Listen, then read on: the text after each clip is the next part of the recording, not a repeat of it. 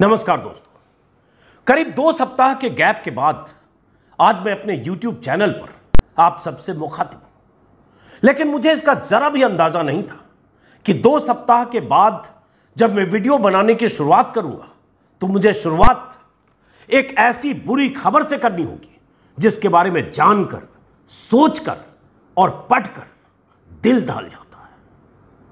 भीतर इतनी बेचैनी हो जाती है उन दृश्यों के बारे में सोचकर कि जब घरों को आग लगाया गया होगा, उन घरों में जिंदा इंसानों को जलाया गया होगा, उन पर क्या बीती होगी और कैसे वो दरिंदे होंगे, कैसे वो हैवान होंगे जिन्होंने 10 लोगों को जिंदा जला दिया, जिसमें महिलाएं भी, बच्चे भी, बुजुर्ग भी थे। ये खबर है पश्चिम बंगाल की, ममता बनर्जी के राज की, वीरभूम जिले की, रामपुर हाट इलाके के एक ऐसे गांव की जिसका नाम है बगटुई।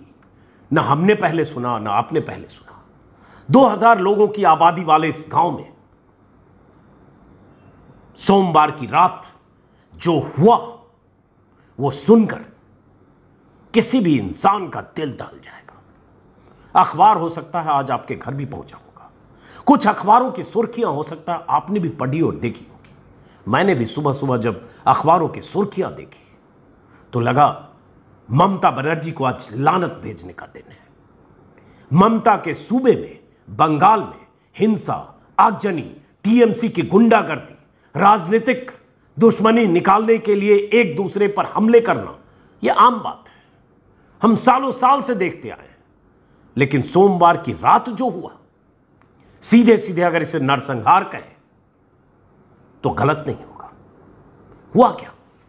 हुआ यह कि पश्चिम बंगाल के बीरभूम जिले में जो कोलकाता से करीब 250 किलोमीटर है, वहां रामपुर हाट इलाके के एक स्थानीय नेता जिनका नाम भादु शेख था, टीएमसी के नेता थे, रामपुर हाट पंचायत के, सोमवार की रात स्टेट हाईवे से गुजर रहे थे, कहीं जा रहे थे, तभी उन पर हमला हुआ, बम फेंका गया और अस्पताल ले जाते वक्त उनकी मौत हो गई।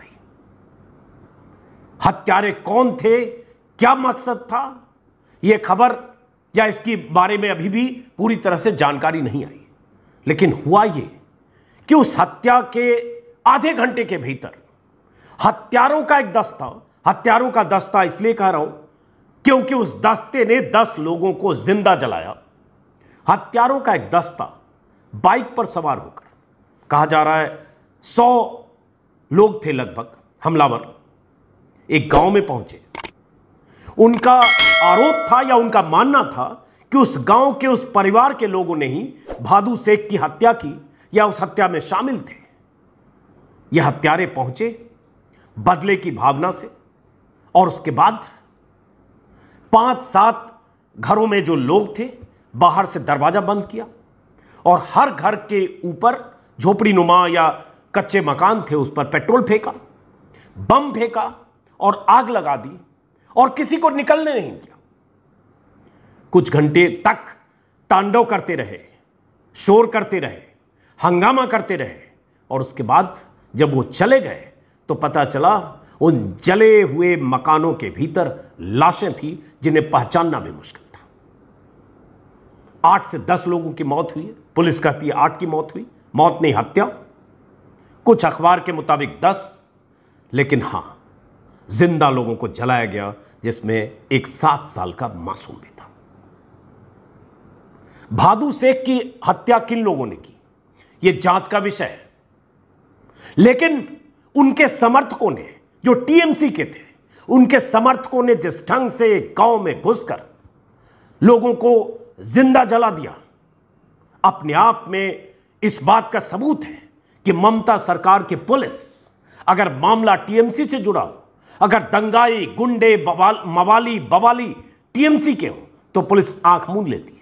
क्योंकि इस घटना के बारे में भी यही जानकारी है कि वहां कई घंटे तक ये दंगाई और हिंसा करने वाले ये कातिल या हत्यारों की ये जमात, गुंडों की ये जमात तांडव करती रही और पुलिस नहीं आई। मैं आज द टेलीग्राफ अखबार में विस्तार से देख रहा था जिनकी मौतें हुई हैं, जिन्हें जिंदा जलाया गया है। अब यह भी कुछ अखबारों के मुताबिक यह भी अनुमान लगाना अभी मुश्किल है कि कुछ लोगों को पहले मार दिया, उसके बाद उन्हें आग के हवाले किया, या वो घर में थे, बाहर से बंद करके घरों में आग लगा दिया गया।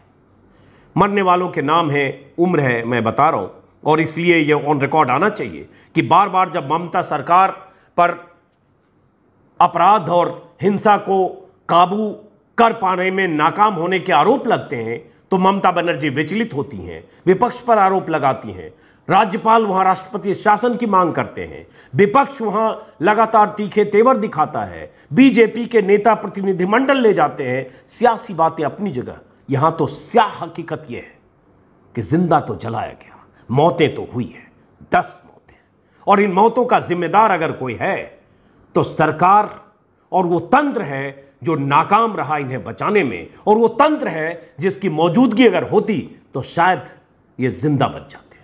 या गुंडों का इतना हौसला बुलंद नहीं होता कि एक शख्स की हत्या के आधे घंटे के भीतर जो टीएमसी का नेता था 100 लोगों की जमात या भीड़ बाइक पर सवार होकर किसी गांव में पहुंच जाए और ऐसा नरसंहार को अंजाम दे। मरने वालों में मैं द टेलीग्राफ के हवाले से बता रहा हूं, जहां आ रहा एक महिला 38 साल, लिली खातून 18 साल उम्र थी। उनके लिली खातून की शादी अभी हुई थी काजी रहमान नाम के एक शख्स से, 22 साल उम्र थी, नई नई शादी हुई थी, दोनों इस दुनिया में नहीं रहे। शेली बीबी 32 साल उम्र, नूर नेहर बीबी 52 साल उम्र, रूपाली बीबी 39 साल उम्र, तुली खातून एक बच्ची है 7 साल उसकी उम्र थी। ये वो नाम है, 8 नाम आज द टेलीग्राफ में छपे हैं। हालांकि मैंने कहा कि कुछ अखबारों के मुताबिक, ज़्यादातर अखबारों के मुताबिक 10 लोगों की मौत हुई है, 10 लोगों की मौत, 10 लोगों की हत्या हुई है।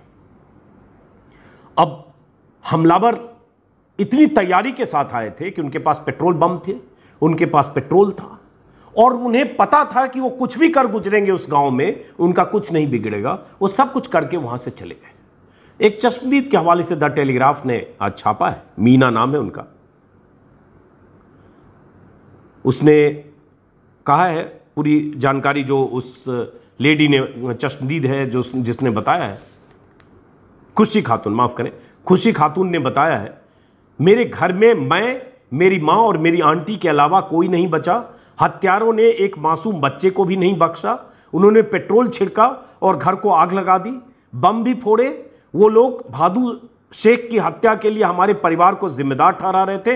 पुलिस ने हमें बचाने के लिए कुछ नहीं किया। सबसे अहम यह है कि पुलिस ने हमें बचाने के लिए कुछ नहीं किया। खुशी खातून नाम की एक लड़की जो बच गई वो बता रही है, क्योंकि एक खबर आ रही है कि 5-6 घरों को इन्होंने आग लगाया, जो घर आसपास सटे हुए थे, रिश्तेदारों के घर थे, और उसके बाद कुछ घरों के बाहर से आग लगाने से पहले उन्होंने बाहर से बंद कर दिया, कुंडी लगा दी।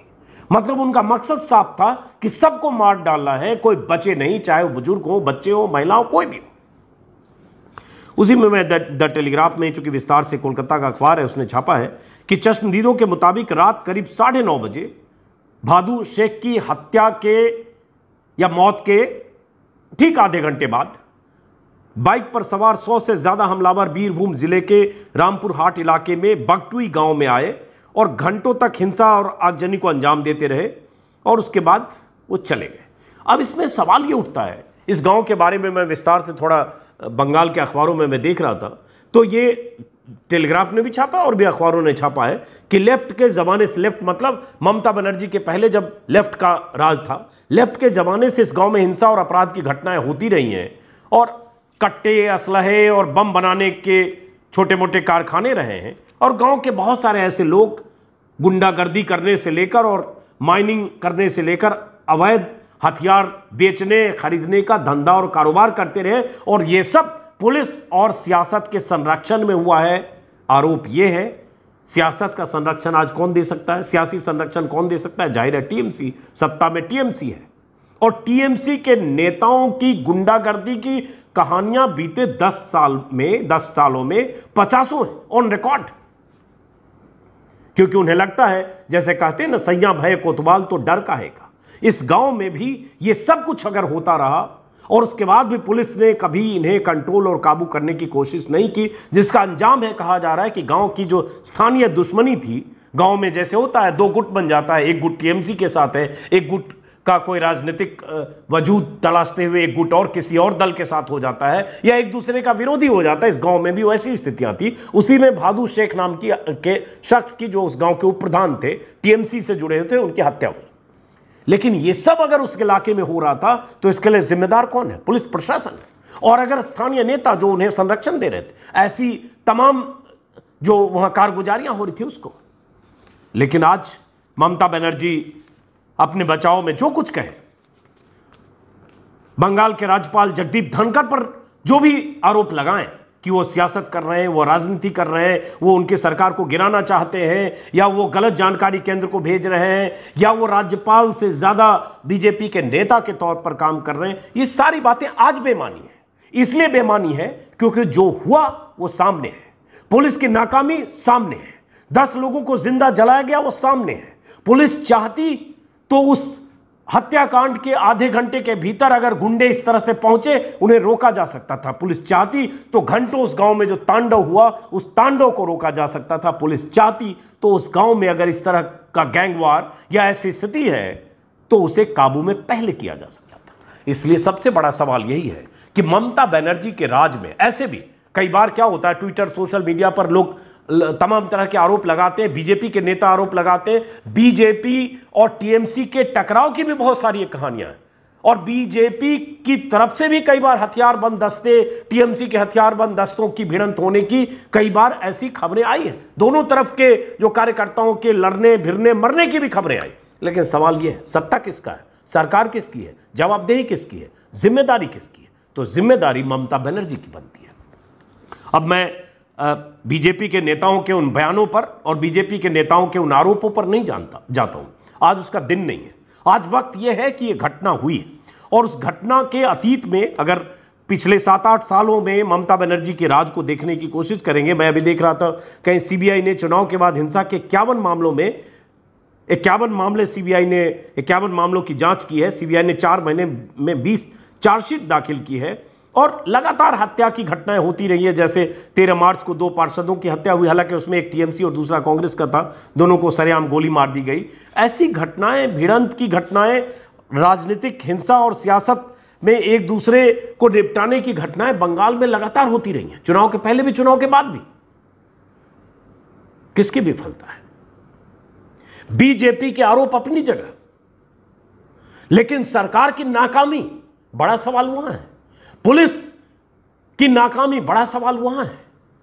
टीएमसी सत्ताधारी दल है, और सत्ताधारी दल के गुंडे और गुर्गे बेलगाम होते हैं, तो बड़ा सवाल वहां है। जब ममता बनर्जी की जीत हुई थी चुनाव में, और दोबारा शपथ ग्रहण से पहले, उस बीच भी हिंसा की कई घटनाएं हुई थी। हालांकि उसमें कहा गया कुछ फेक नैरेटिव था, कुछ गलत वीडियो थे, वो सब अपनी जगह है। लेकिन जो वीरभूमि में हुआ, ये सीधे सीधे नरसंहार है, और सीधे सीधे सरकार और सत्ता की नाकामी है। इस नाकामी का जिम्मेदार अगर कोई है तो सीधे सीधे ममता बनर्जी सरकार है। अब कहा जा रहा है कि इसमें एसआईटी का गठन हो गया। बीजेपी के नेता राष्ट्रपति शासन लगाने की मांग कर रहे हैं। बड़े बड़े पुलिस अधिकारियों के जिम्मे ये जांच की जिम्मेदारी बड़े बड़े पुलिस अधिकारियों को दे दी गई है। 3 सदस्यों की एसआईटी बनी है, जिसमें 3 बड़े अधिकारी हैं बंगाल के। 11 लोगों को गिरफ्तार कर लिया गया है। लेकिन फिर भी इसे अगर इस तौर पर देखें कि एक नरसंहार है जिसमें 100 लोग शामिल हैं, जो अखबारों के मुताबिक मैं देख रहा हूं, उन 100 लोगों को तो सख्त से सख्त सजा मिले ही। जिम्मेदारी ममता बनर्जी की है कि यहां से अगर 10 साल 11 साल के इतिहास को देखते हुए बार बार ऐसी घटनाएं, ये तो उन घटनाओं में 11 साल में जो हुआ उसका एक चरम है। लेकिन अगर ऐसी घटनाएं होती हैं तो क्यों होती हैं, और उन्हें बढ़ावा कौन देता है? उन गुंडों को जो सत्ताधारी दल से जुड़े हैं, उन्हें इतना बेलगाम होने की छूट कौन देता है, या किसकी शाह मिलती है? ये जिम्मेदारी तो ममता बनर्जी को लेनी होगी, और ये तय करना होगा कि ये जो घटना हुई है, इसके लिए जो भी लोग जिम्मेदार हैं उन्हें सख्त से सख्त सजा मिले। फिलहाल इस वीडियो को खत्म करने से पहले मैं इतना बता दूं कि बीते 15 दिनों से मैं आप लोगों से मुखातिब नहीं हो पाया, चूँकि लगातार 6, 7, 8 महीने चुनाव, यूपी चुनाव के लिए अलग अलग घूमता रहा, लगातार ट्रैवलिंग भी रही। तो एक थकाऊ यात्राएं भी होती है। आखिरी बार तो मैं लौट के 25 दिन के बाद घर आया, 25 दिन या 28 दिन लगातार बाहर था, इसलिए गैप हुआ, लगा कुछ छुट्टी भी मनानी चाहिए, कुछ अलग अलग जगहों पर भी चला गया। लेकिन ये सिलसिला फिर से शुरू करूँगा और देखते हैं, अलग अलग ढंग से कुछ नए फॉर्मेट में भी कुछ वीडियो करने की कोशिश करूँगा। फिलहाल आप सबको इस लंबे गैप में आप सब लोगों ने चिंता की, चूँकि बहुत सारे साथी मुझे ट्विटर पर, फेसबुक पर, मैसेंजर में, यूट्यूब के कमेंट बॉक्स में लिख रहे थे आप कहाँ हैं, कहाँ गायब हैं, कब आएंगे। तो उन सब के लिए मैं आज आता, लेकिन इस बुरी खबर के साथ आना पड़ा। तो फिलहाल नमस्कार, फिर मुलाकात होगी और होती रहेगी। नमस्कार।